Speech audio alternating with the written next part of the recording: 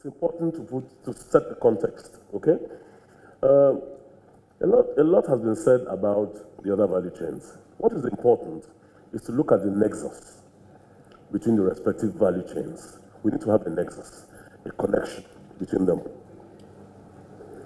Animal feed, very important. Grains, very important. And aquaculture, very important as well. Because we always talk about the subject of food security. Food security is very, very important.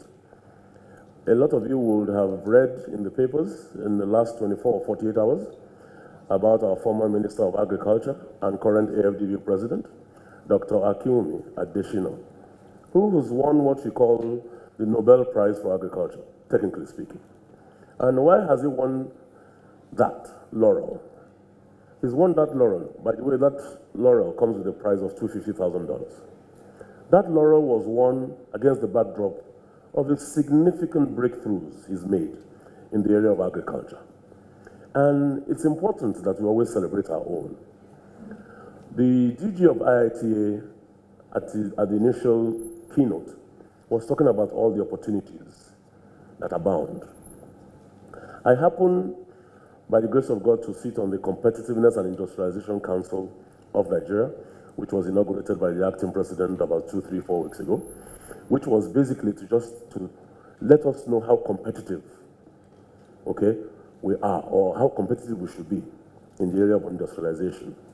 Prior to coming on stage as well, we spoke about having, you see, the large behemoths, okay, the large multinationals, you could call them multinationals, even local companies, the big ones, the flour mills of this world, the Olams of this world, okay?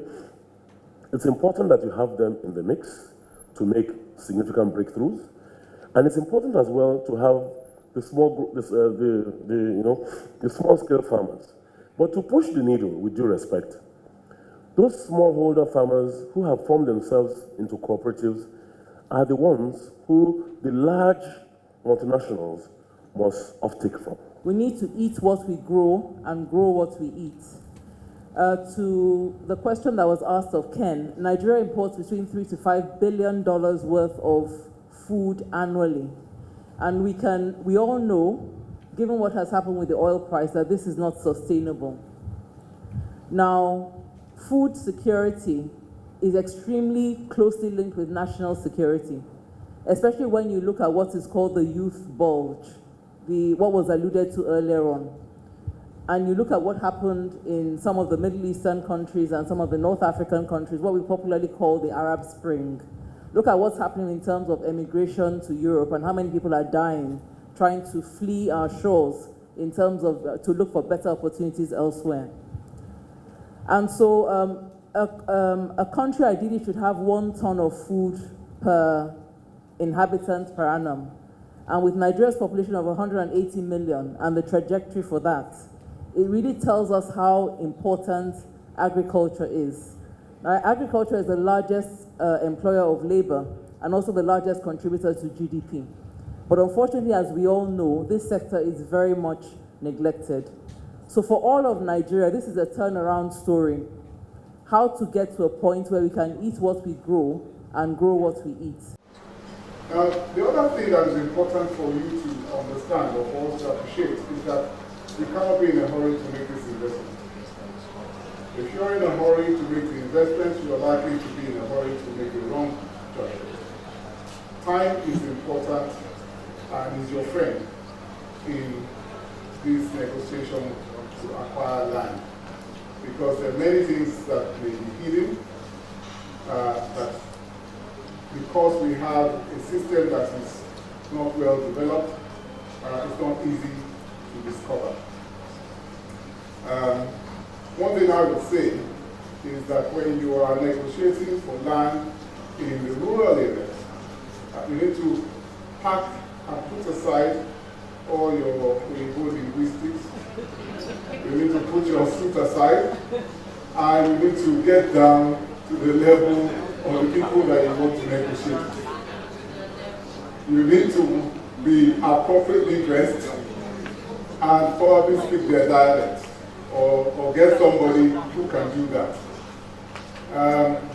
Because that way you have a better interaction. You are not a complete stranger who's coming a land grabber, and you are more, they receive you better. Also, you need to be speaking to them, although we'll talk about this later, about not just buying their land, but also looking at what you want to give back to the community. All this is important at this time, because you may think that you're buying land and walking away, but that's not the case. You are going to be in that community, living with them in that community. You are going to employ some of their children, and so you need to get along with them. So you need to have a long-term strategy when you are acquiring land for agriculture. There's been huge growth in investment in the agriculture sector. Now, if you look at previous 10 years to the past 5 years, I think there's been circa $400 million coming to agriculture. As percent of FDI, prior to 10 years was less than 1%. In recent years, that number has grown. Now, in terms of money coming in, the bump you see on the graph on the left is when Nigeria was included in the emerging markets bond index, and you had new capital inflows coming into the country. The decline is when Nigeria was effectively removed from that index. And I think it's also important I think at the time, if I remember, there were some policymakers that said, we don't need hot money, what we want is FDI. But I think the past few years also show that what we really need is capital. Whether it comes into the stock market, anywhere, we need that capital. And any policy action has to drive that capital to come in, not drive it out in any form or the other. Now, because I saw the way my forefathers, my grandmother, was doing agriculture, the old and cutlass thing. It has created a very ugly image for agriculture. But what have we done over the past 4 or 5 years, now 8 years? We've been able to preach that agriculture is sexy. Permit me to use that word. We say agriculture is cool. And because we try to bring in some innovations into it, and which is really changing the image of agriculture. And what are those things that we are doing? Number one, we actually fabricated a locally made mechanized weeder that could actually replace hoe and cutlass. So, and we have a lady, leading that initiative. And other people saying it that if I could use this and weed an hectare of farm within 3 hours with it, and it's going to consume just 0.5 liter of petrol, then every other person seeing it will see that yes, I can actually do agriculture. I don't need to take hoe and cutlass. That will take me up about probably 1 week to finish 1 hectare. So, and you can even use it and generate revenue for yourself, income. Then those are the kind of things that will change agriculture. Okay. Work with the government to implement the e-wallet system. Okay. Transforming the way subsidy is delivered. Okay. And by extension, input to the farmers. So before now, the process would be, the government or some people in charge of this process within government would purchase some trucks of fertilizer, bring it to a community, and distribute to the farmers. There were a lot of problems with that process. One, the quality of not just fertilizer, input, sorry. The quality of the input was a problem. The coverage of that input was a problem. There was a lot of corruption in that process. Mm-hmm. There was lack of accountability, no transparency.